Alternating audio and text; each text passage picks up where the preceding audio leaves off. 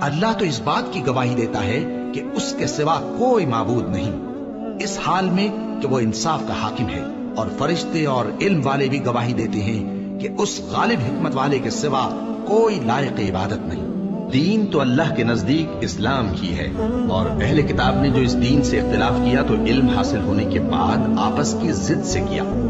اور جو شخص اللہ کی آیتوں کو نہ مانے تو اللہ جلد حساب لینے والا ہے۔ کہو کہ اے اللہ، اے بادشاہی کے مالک، تو جس کو چاہے بادشاہی بخشے اور جس سے چاہے بادشاہی چھین لے، اور جس کو چاہے عزت دے اور جسے چاہے ذلیل کرے۔ ہر طرح کی بھلائی تیرے ہی ہاتھ ہے، اور بے شک تو ہر چیز پر قادر ہے۔